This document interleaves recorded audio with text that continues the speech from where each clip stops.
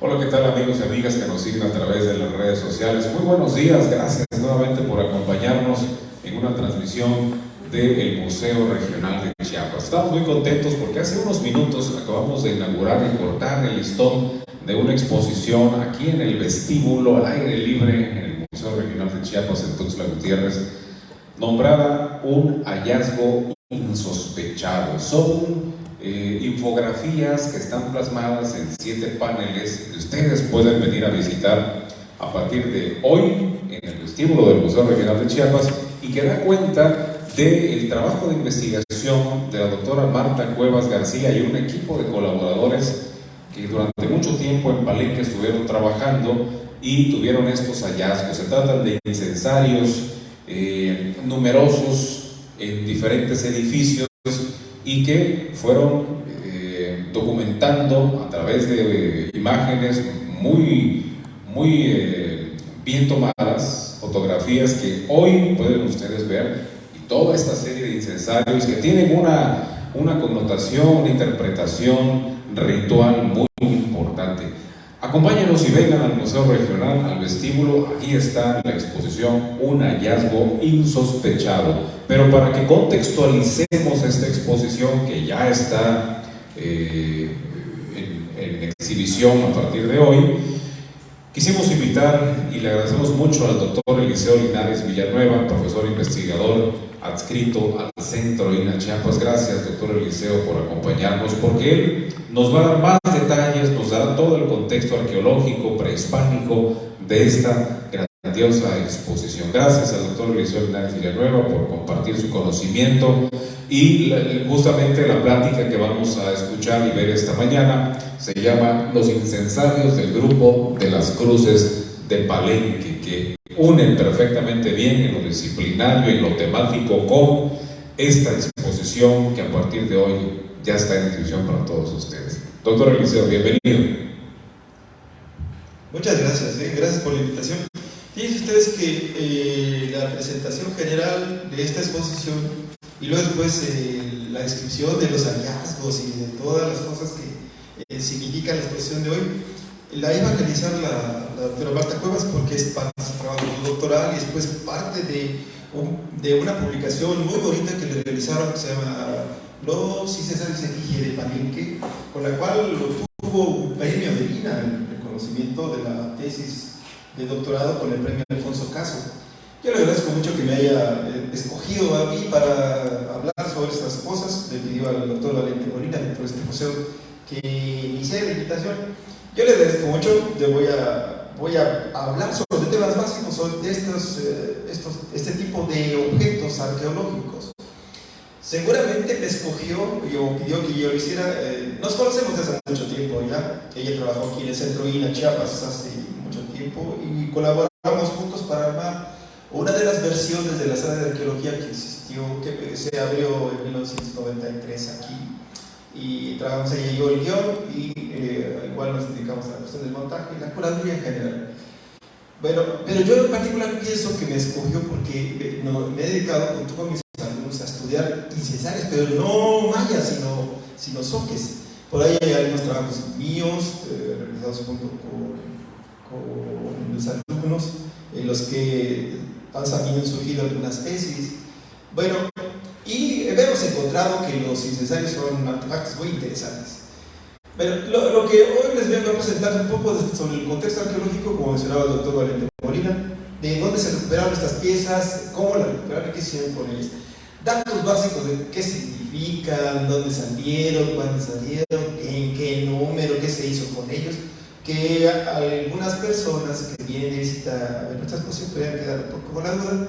De todos modos, si visitan la exposición, aprovechen para venir a ver la exposición como la que está maravillosa, complementa con la de los sedientos incensarios de Palenque, y ven este video porque con eso vamos a complementar las cosas que se ven allá. No es que les falte información, están resumidos, claro, ya habría que ampliar un poquito. Bueno, yo me dedico exclusivamente a los incensarios del grupo de las cruces de Palenque, de lo que está publicado por Marta. De hecho, de la arqueóloga Marta Cuevas y de algunos trabajos del arqueólogo Fernando González, presento el material gráfico es de ellos, de su proyecto, pero yo lo utilizo aquí gracias a la invitación que hicieron y a la autorización misma de ellos, para que ustedes puedan disfrutar, venir y ver con mayor conocimiento de causa lo que van a disfrutar, como la exposición.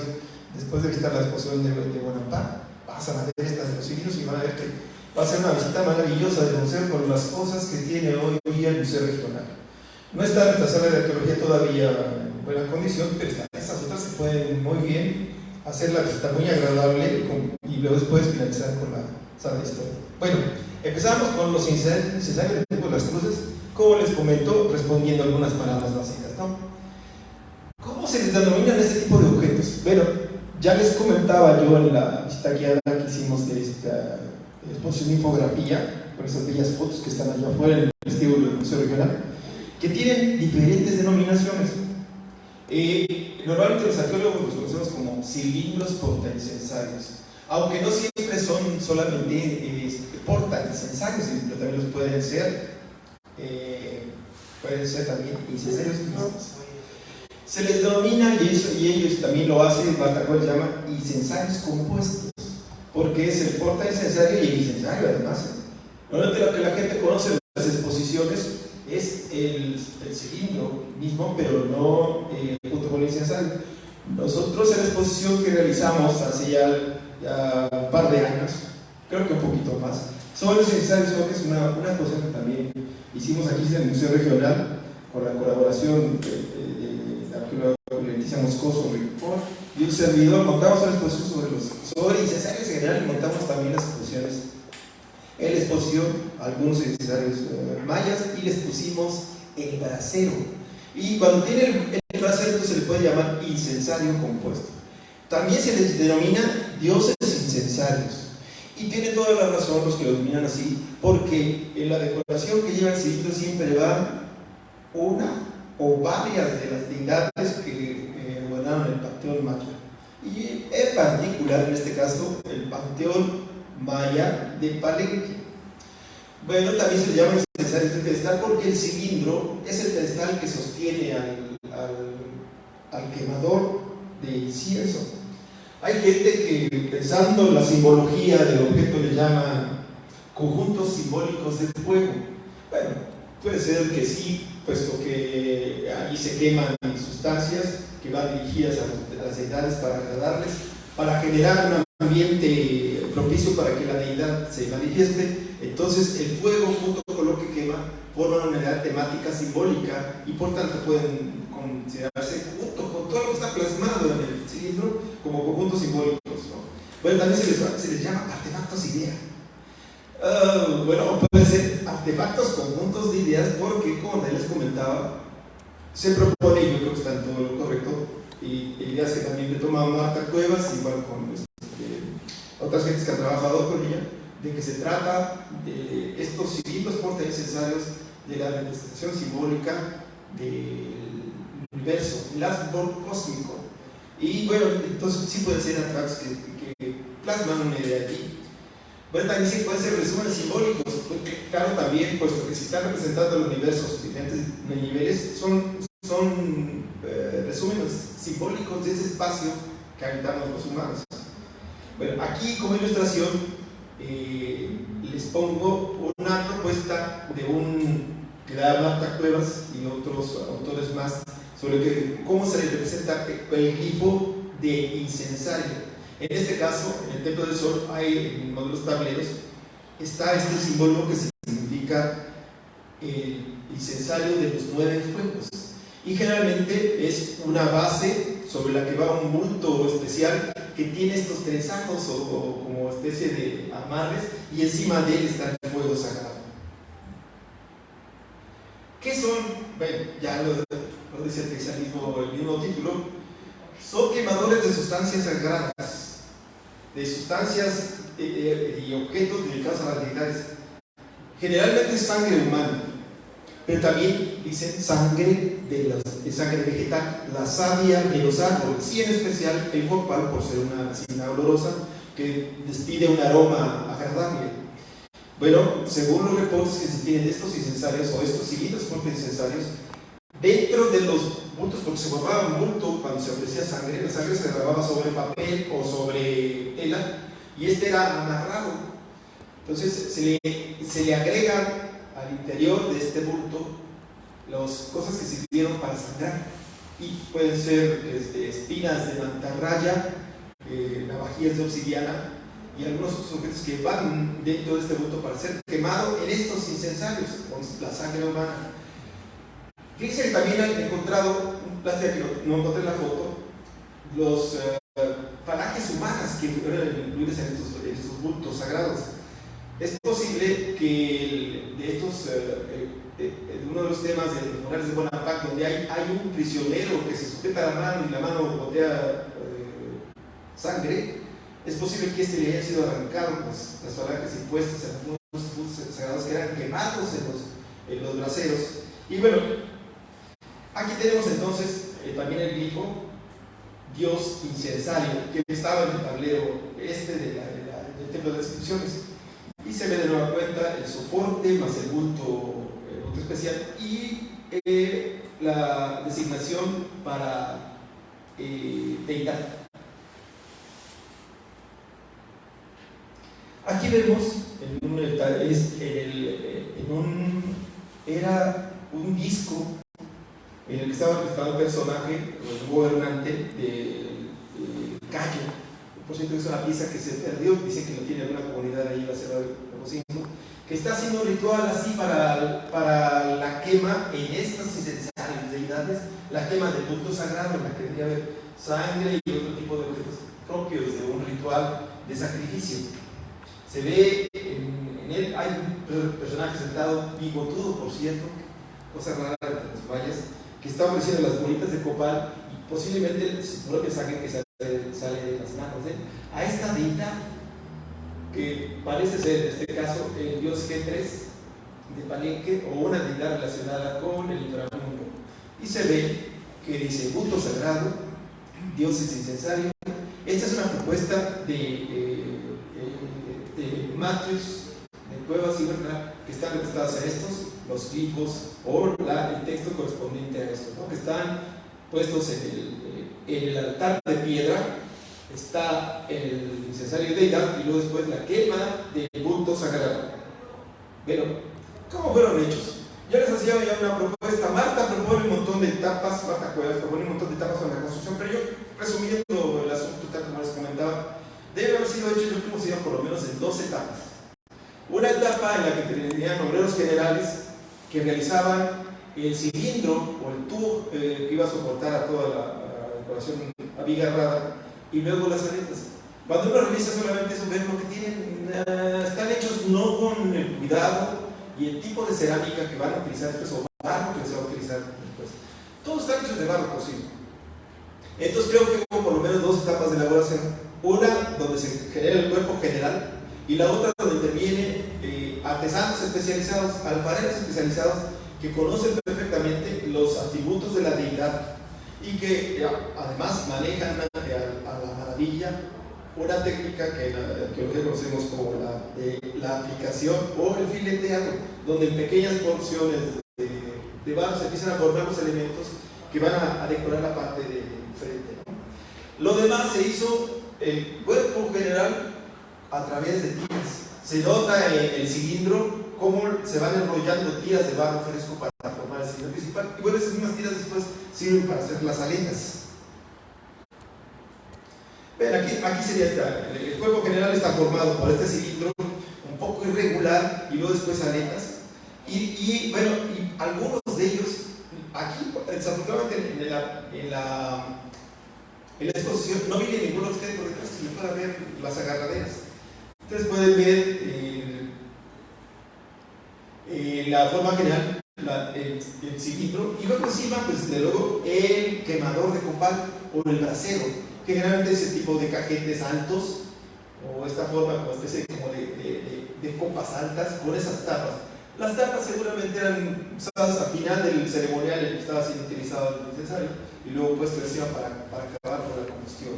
Todos llevan atrás, absolutamente todos llevan esa perforación para darle oxigenación al acero que está arriba. De hecho, el cajete o este recipiente para el carbón encendido tiene también una o varias perforaciones que permiten la oxigenación, porque si no, el carbón no se podría quemar, ¿no?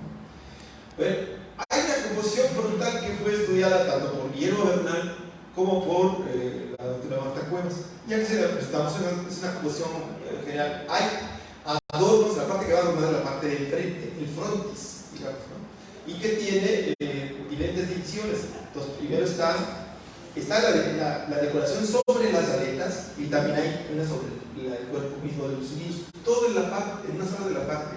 La parte de atrás queda siempre sin decoración y creemos que es la que daba hacia lo que daba hacia la vista lo que estaba siendo decorado, ¿no? Entonces hay una figura central en la parte alta, hay una figura central de una deidad que siempre se asoma hasta el cuerpo completo o de medio cuerpo, que sale de un elemento algunas veces, puede tener alas o tener alguna forma de reptil que lo acompaña. Le sigue de arriba hacia abajo una serpiente o un ave que tiene alas en forma de cabeza de serpiente.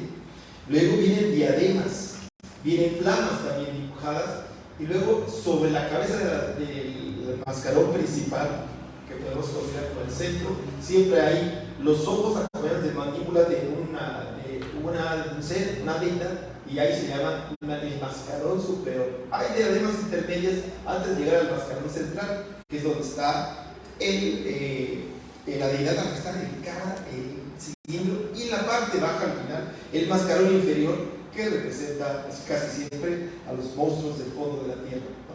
Las aletas llevan desde decoración como de bandas cruzadas, bandas dobles, representan flamas, también fauces de serpiente, bueno, y otras cosas que pueden representar las orejeras y otros elementos que podrían estar siendo como nudos o atados que todavía tenía este personaje por la parte de atrás para sujetar toda la decoración que llevaba arriba. Bueno, ¿dónde fueron hallados? Ya lo mencionamos tanto en la exposición como aquí. Pues vienen del grupo de las cruces, vienen del templo de la cruz, del templo de la cruz foliada, del templo del sol, del templo 14 y del templo 15, que es el sector suroriental de lo conocido de Palenque.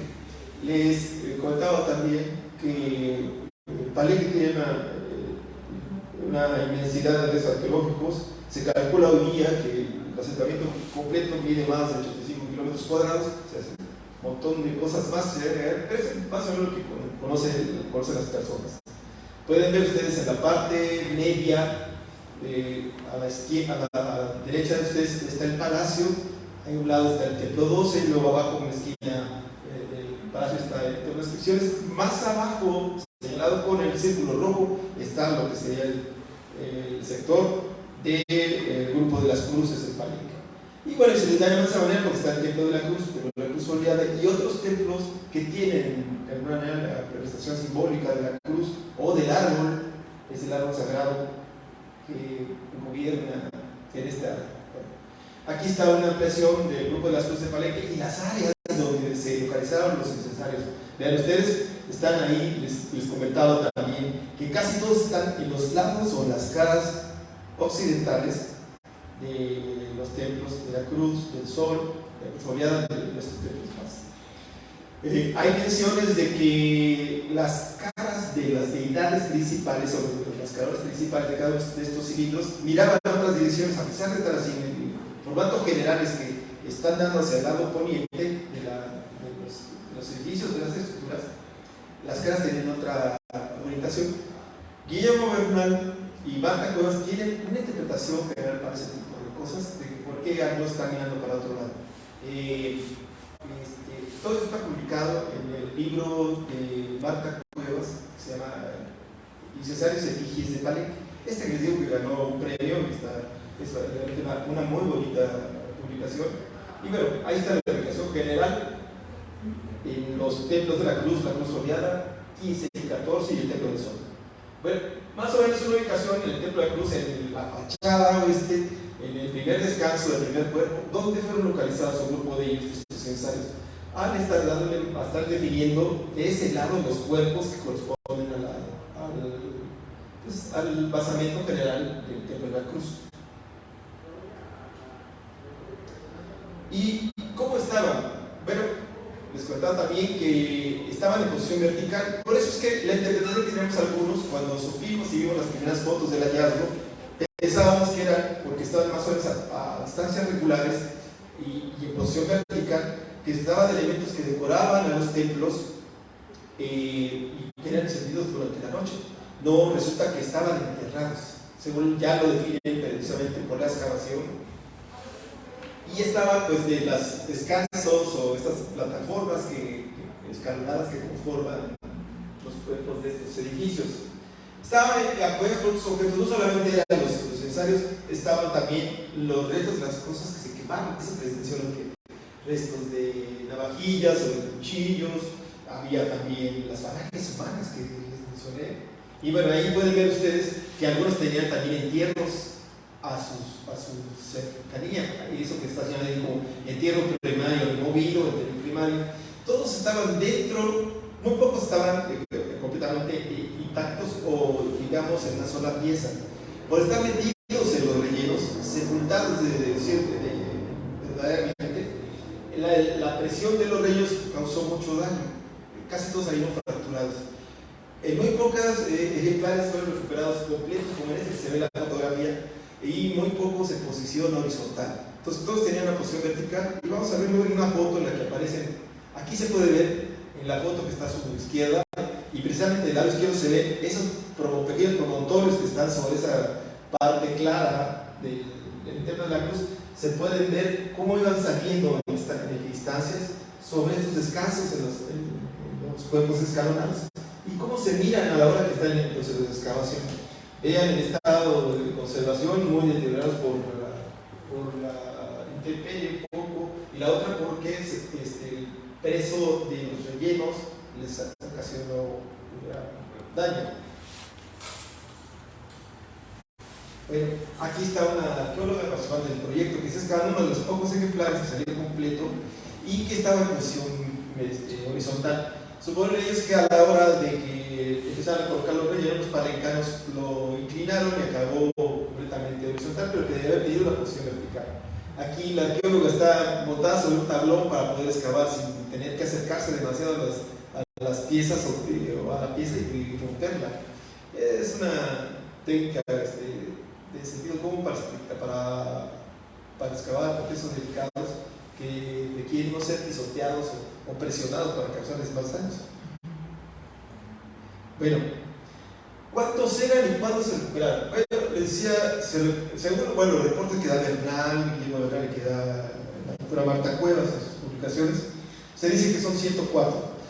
6 de ellos no son del proyecto Palenque, dirigido por Arturo González, sino de otras temporadas más. Por ahí me comenta el arqueólogo Teobalín que hay más de otras temporadas más antiguas. Bueno, en este museo teníamos varios que seguramente venían de esas temporadas antiguas, pero que se han ido a diferentes museos. Hay varios en el Museo Nacional, hay unos que quedaron en un lugar en Monterrey que se conocía como Espacio de Historia Mexicana. Tenemos un par que está en el Museo San Cristóbal, Museo de los Santos, y tenemos aquí otros 4 más. A los que hace referencia a Marta Cuevas son los que tenemos aquí, 4 de los que mencionas que son de la temporada que hizo César Sáenz, el arqueólogo César Sáenz, en 1954, el Templo de la Cruz. Y bueno, el resto viene de los trabajos de Arnoldo González, principalmente, y bueno, de Marta Cuevas, el proyecto Palenque entre las temporadas que fueron de 1991 a 1994. Pero vienen, según los datos que se proporcionan en las publicaciones, 66 vienen del Templo de la Cruz, 29 del Templo de la Cruz foliada, 13 del Templo del Sol, 5 del Templo 14 y 9 del Templo 15.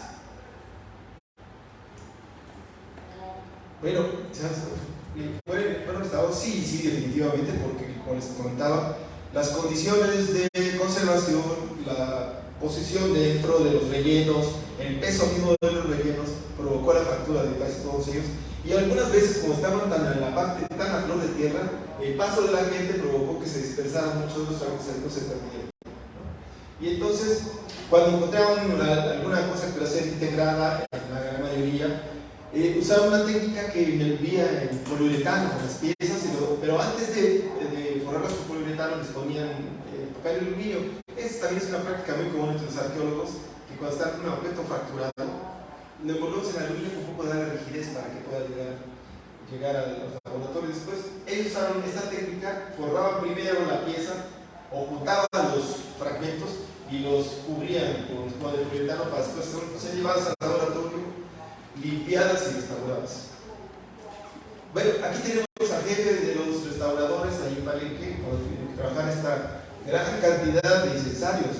He trabajado con miles de piezas armando los rompecabezas. Ya ven que dice ahí una de las láminas de lifografía que tenemos de la exposición que tenemos ahí, que llaman armando el rompecabezas. Generalmente en los contextos primarios que estábamos en arqueología, pues casi siempre viene en ese sentido, a menos que estén en tumbas selladas, cerradas de manera muy particular, que evite que se deterioren.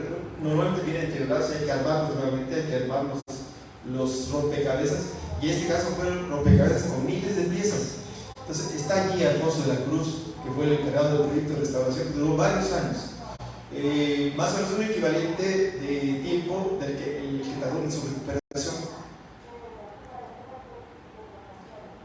Y bueno, los procesos de restauración casi siempre son limpieza, porque están llenos de tierra, de lodo, les han crecido las raíces por el tiempo que han estado sepultados ahí, por lo mínimo sepultura de 1000 años. Los templos estos que les he mencionado, se identifican las partes, se proponen las uniones, y luego después se pega utilizando algunas técnicas de los restauradores, también pegamentos especiales que puedan ser reversibles para poder. Y desde luego que en las partes faltantes se rezanan los faltantes, se hicieron materiales para poder restituir lo que faltaba. Siguen los criterios de la restauración en los que solamente se le pone lo necesario para que la pieza pueda seguir, pueda proseguirse y pueda servir para los museos y también para las cuestiones pedagógicas que se requieran.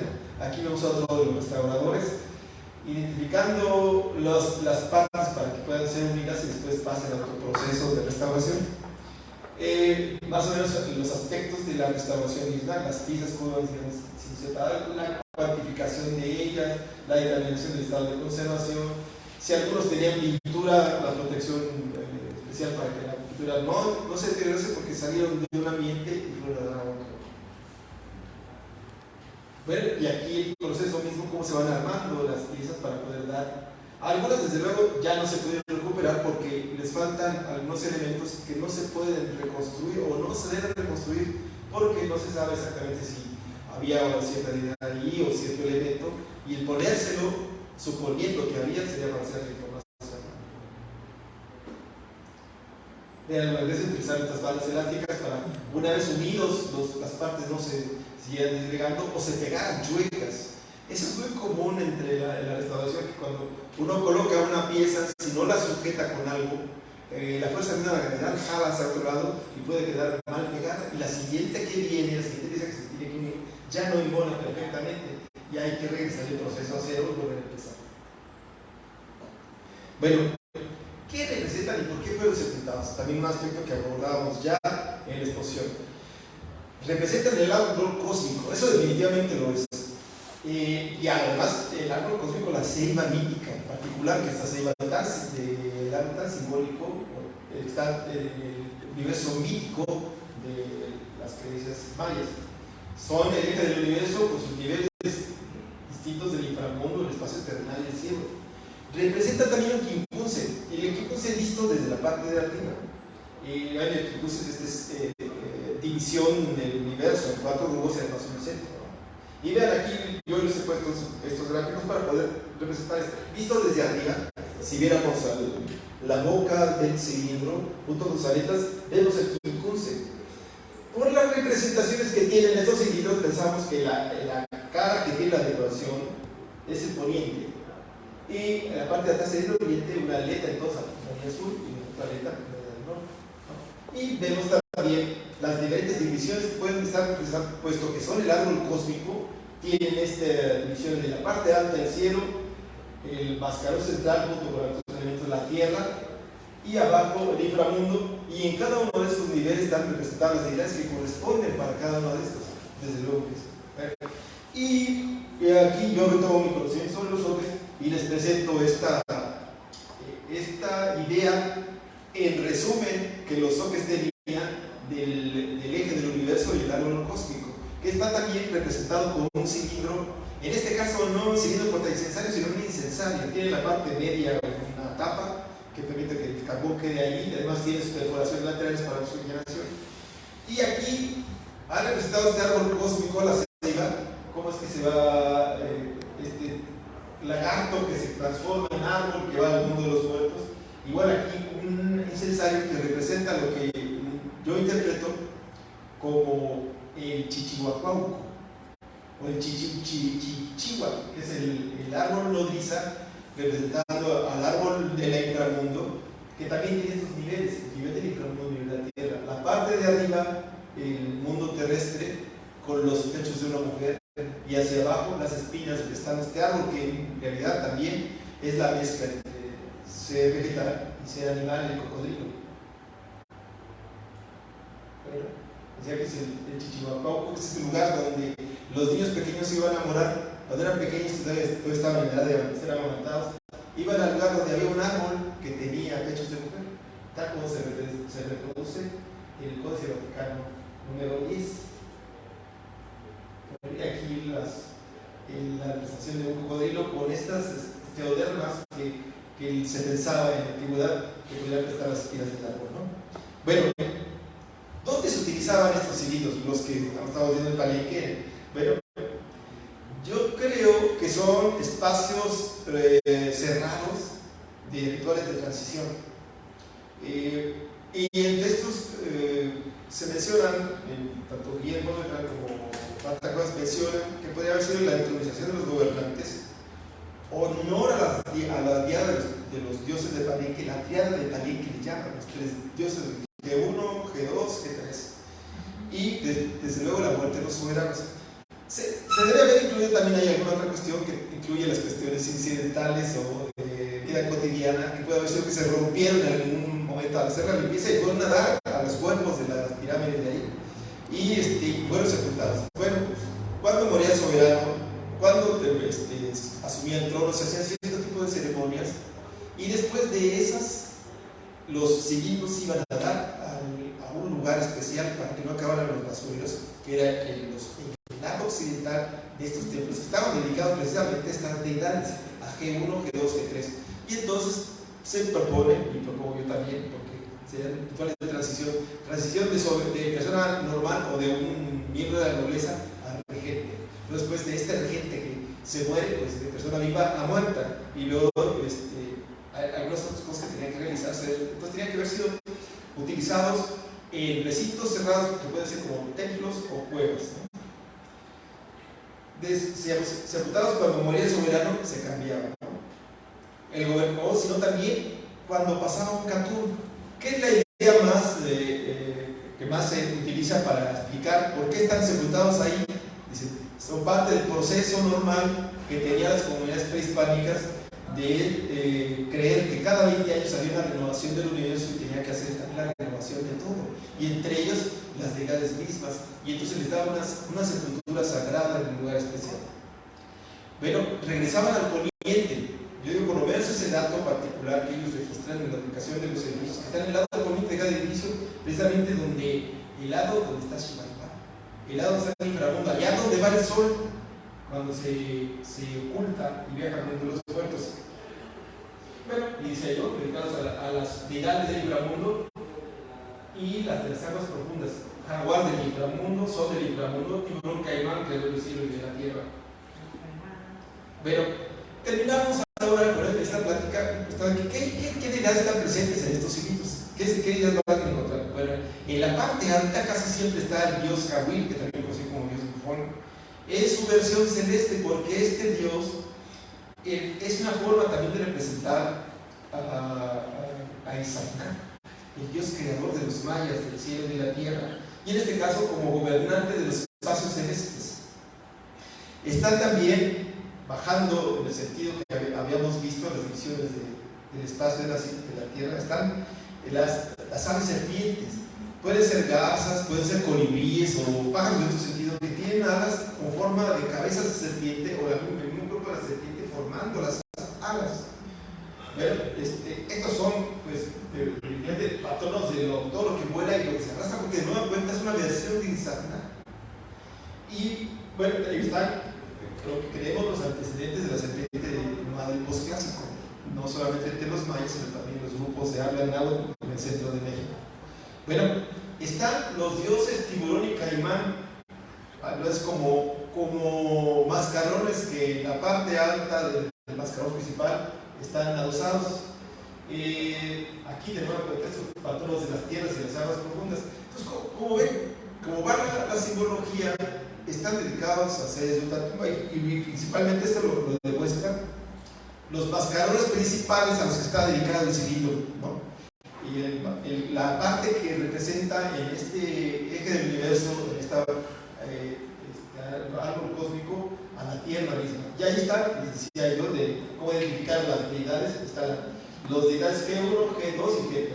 En las imágenes que tenemos aquí, representan la deidad G1, identificable por la lengua de fuera, muchas veces el colmillito o el dientecito afilado en punta triangular que le sale de la boca, y los tres pequeños puntos que están en las mejillas que representan al dios G1, una deidad temprana de Palenque dedicada al dios solar de la noche. Está el dios G1, que este es de las pocas deidades que no tiene representación humana, o que no es mezcla de humano con animal, aunque sí lo es, porque si al final de cuentas uno lo puede ver. Ahí está. Fíjense que a mí me sucede con este arte que está plasmado en los cimientos potenciales de Palenque, me sucede lo que me sucedió con la Coyolxauhqui. Es una atracción, pero igual repelen, son, siendo, perdón, el símil, con esa canción que muy famosa hace un tiempo, insoportablemente bellos. Son hermosos en su fealdad.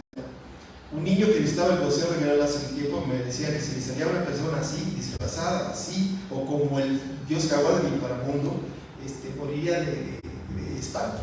Bueno, aquí tiene esta mezcla, al final de cuentas, también en la deidad G2, una mezcla entre un ser acuático humano, junto con otros más, con otros animales más, que dan este aspecto. Mucho más relacionado en la deidad Dios G2 con uno de las deidades que aparecen en este hueso labrado vertical que le llaman los remeros del inframundo. Y parece ser una especie de mezcla entre reptil, cocodrilo y batracio. Pero debe ser también una especie de deidad o patrono de los pescadores, muy parecido al que está representado en la estela número 1 de Izapa, la que se dice está representado el dios pescador. Bueno, luego la deidad G3, que es uno de los principales patrones del inframundo, se trata del sol del inframundo, es el dios jaguar solar del inframundo, reconocible por estas anteojeras que se enrollan por la parte alta. Algunas veces también tiene atributos de tiburón, lleva el pequeño colmillo, y algunas otras veces mismo, y además lleva unos elementos como vírgulas que salen de las funciones de los labios y se enroscan por las laterales, yo creo también simbolizando al agua fluida.